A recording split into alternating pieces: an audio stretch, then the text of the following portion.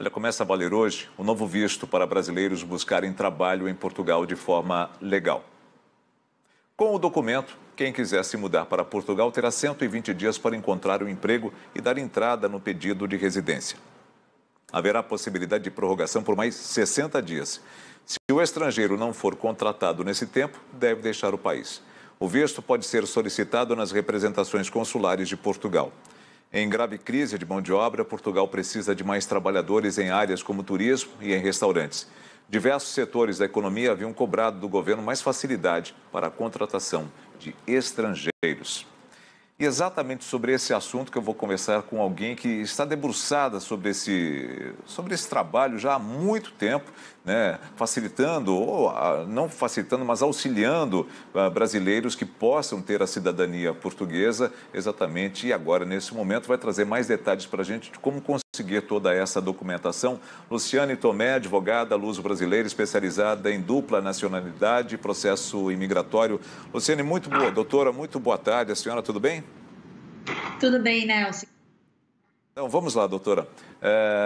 A partir de hoje, então, aquele brasileiro, ou não necessariamente só brasileiro, aqueles que sejam de países com língua portuguesa, podem tentar conseguir esse visto ou eles podem conseguir? É uma tentativa e erro ou realmente isso é possível de se conseguir?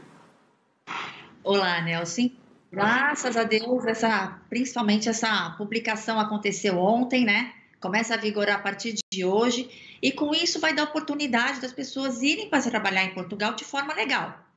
Qual é um facilitador importantíssimo? O dinamismo na emissão desse visto, é o que se espera, né? A pessoa vai poder embarcar para lá, obedecendo, obviamente, alguns requisitos esses que já estão na lei, na alteração da lei do estrangeiro, mas que o governo deve citar mais aí em alguns dias, alguns valores, como isso vai acontecer na prática mesmo, né? A questão da operação, documento, enfim, viabilização na questão do dia a dia, na rotina para pedir esse visto, que com certeza, como já indicado na alteração legal, vai ser em relação à embaixada ou os órgãos consulares. Perfeito. O que diferencia da solicitação de nacionalidade ou de cidadania, perdão? Vamos lá. Visto é para quem não é português, visto é para quem não tem nacionalidade portuguesa ou alguma outra nacionalidade europeia, tá? O visto é uma permissão desse estrangeiro entrar no país e, de acordo com o propósito dessa autorização, você ficar por lá, seja para residir, para trabalhar, ou para estudar, ou portadores de investimentos. O que a lei abriga, né, de forma assim diferenciada, que é a grande novidade, é a questão desse visto de trabalho, que vai facilitar para quem não se enquadra em outro tipo de visto, poder ir para Portugal, procurar um trabalho de forma legal, né, fazendo a coisa certa e dentro desse período dos 120, estabelecer uma relação empregatícia, podendo ter essa prorrogação dos 60 dias junto ao CEF e, quando der o prazo, regressar para o país de origem, que pode ser Brasil, de repente, pode ser, enfim, São Tomé, algum outro país que esteja dentro da CPLP, que é a Comunidade dos Países de Língua Portuguesa, né? Firmados através do acordo internacional. Nessa questão que a senhora colocou, vamos tratar do brasileiro, vamos falar do brasileiro que fica mais simples do que a gente abranger mais países, a gente sabe que são vários que falam a língua portuguesa. Mas vamos falar do brasileiro que pretende trabalhar em Portugal.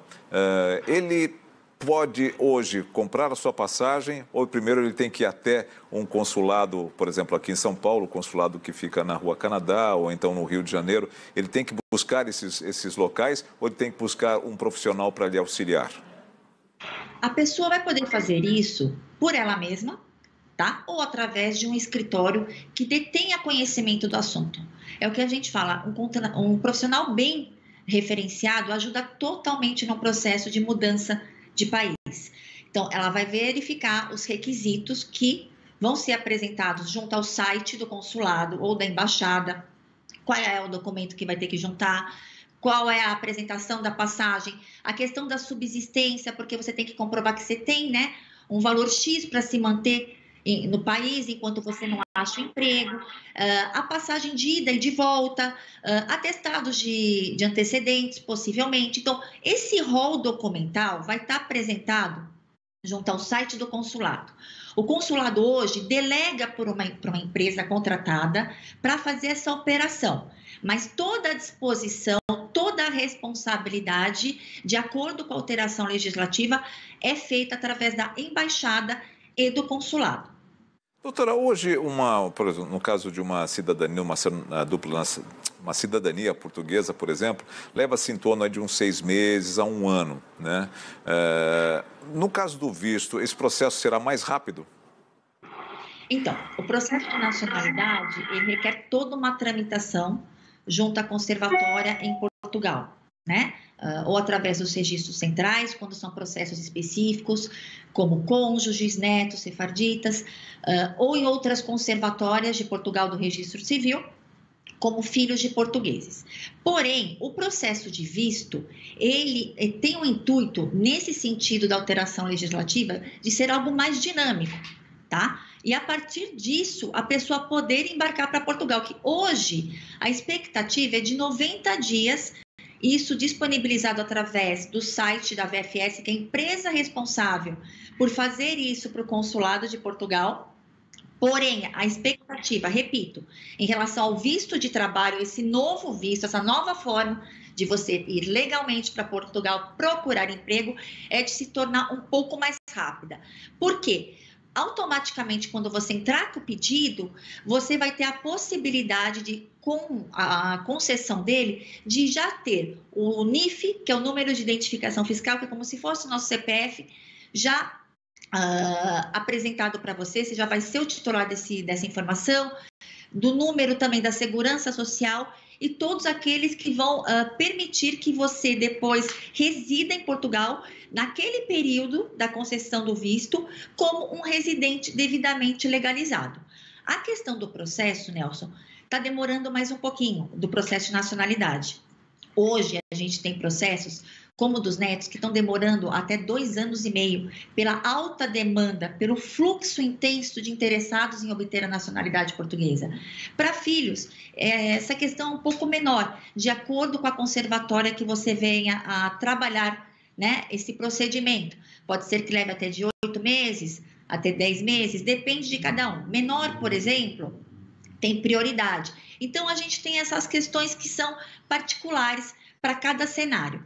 Agora, na questão da concessão do trabalho em si, dessa expectativa do visto, a perspectiva, na minha ótica, estudando a lei, é que ele seja concedido em menos de 1 mês. Ou concedido ou não concedido. Eu tô extremamente otimista em relação a isso. No caso de um brasileiro que queira buscar emprego lá em Portugal, e ele tem aqui a família, ele também tem o direito de levar sua família ou esse visto é restrito a ele? Não, Nelson, ele pode levar a família sim. Quando ele apresenta os documentos para concessão do visto, se ele tiver em cumprimento a tudo que for solicitado, tá?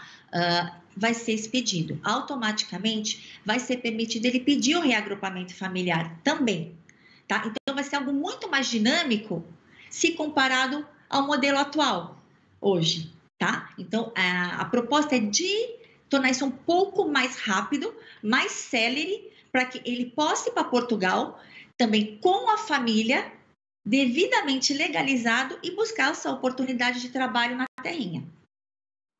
Isso é muito interessante. E aí lá na terrinha, ele vai poder ter direito à saúde, ele vai poder buscar, no caso da família, também terá esse direito de buscar um hospital, um atendimento médico? Sim, sim. E lembrando que Brasil e Portugal, eles têm um acordo, né, com os órgãos de saúde. Então, você vai aqui no INSS, né, você vai pegar o PB4, vai fazer esse documento, vai emitir, vai apostilá-lo e vai levar consigo quando estiver em Portugal. Esse documento, com a emissão dos outros documentos, dará a oportunidade dessa pessoa que lá estiver residindo de também fazer uso do serviço público de saúde. Doutora, com no sistema. com toda a sua experiência, a senhora vive cá e lá, né? A senhora muitas vezes fica muito tempo lá exatamente por conta da demanda de trabalho em relação a essas questões migratórias. A senhora tem muita noção de valores. Hoje, uma pessoa sozinha, individualmente, e um marido e a esposa, por exemplo, eles precisariam de quanto para viverem ali por um tempo até que pudessem se estabelecer? Essa questão é muito relativa, porque depende do estilo de vida da pessoa. Se a pessoa está indo à busca de um emprego, né, a gente tem que contabilizar nesse sentido a permanência num local, né, para habitar, a morada, seja um hotel, seja um albergue, mas precisa estabelecer ou um contrato de locação temporário, que é permitido também pela legislação portuguesa, tá? Isso é muito importante relevar. Tem a questão da pessoa não sair para comer em restaurantes, comer, né, fazer a compra no supermercado, cozinhar em casa. Se a pessoa vai estar com carro, se não vai, eu acredito que não, que se é uma pessoa que está para buscar emprego, ela automaticamente vai tentar otimizar. A minha perspectiva por mês, mais ou menos de uns 1.000 euros, tá? Orçamento fechado, restrito, porque também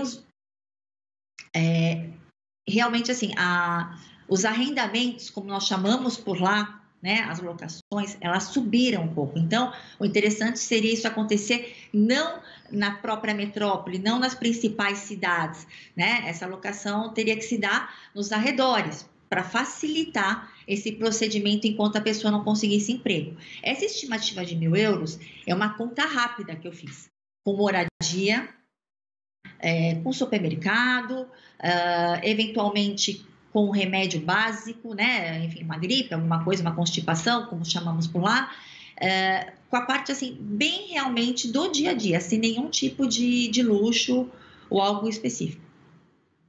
E educação e transporte, teria direito também?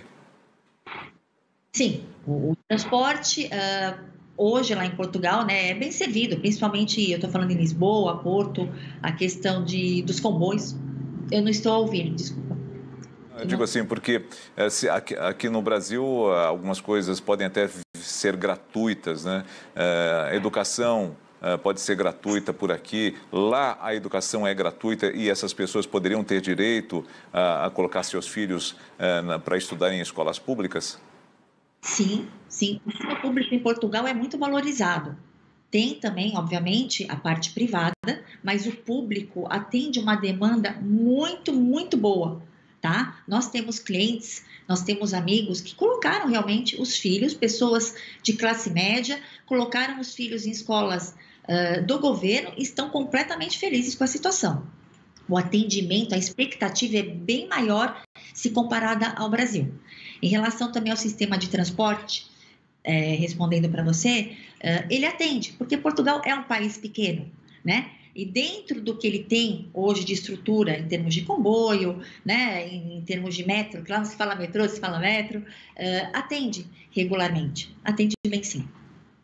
Para a gente encerrar, hoje aquele brasileiro que queira buscar algum tipo de colocação em Portugal, quais seriam as mais propícias a ele, né?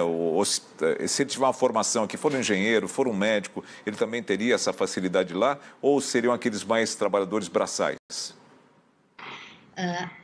O X da questão do visto, esse que abriga a nova legislação, é você ser remunerado através do contrato de trabalho, uma relação empregatícia constituída. Então, vou para Portugal, vou ser autônomo. Não, não vai ser autônomo. Você precisa de uma relação contratual. Seja engenheiro, seja advogado, seja um servente, não importa a categoria. Esse visto, ele veio para trazer uma oportunidade. E lembrando que chegou no último dia, você tem que voltar para o Brasil, porque no dia seguinte você já é considerado ilegal, se você não retornar. E uma questão que eu achei super interessante também, que a alteração legislativa trouxe, você só pode pedir esse visto depois de 1 ano que ele terminou. Então, vamos supor, a pessoa viajou, encontrou um trabalho na restauração, né, que são os restaurantes, ou na rede hoteleira, e pensa, puxa, eu vou voltar para o Brasil e vou pedir novamente. Não, você tem que dar esse gap de tempo de 1 ano para pedir novamente sobre essa fundamentação.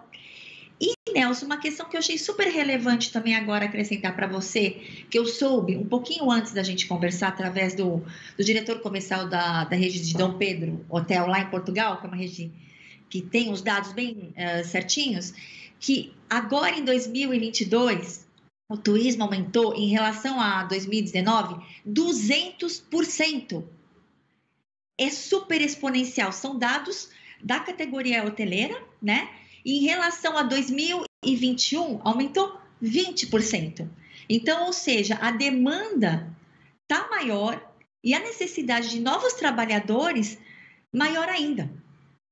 No baque, hein? Para os estabelecimentos, né? De terem todo esse acúmulo de demanda, né?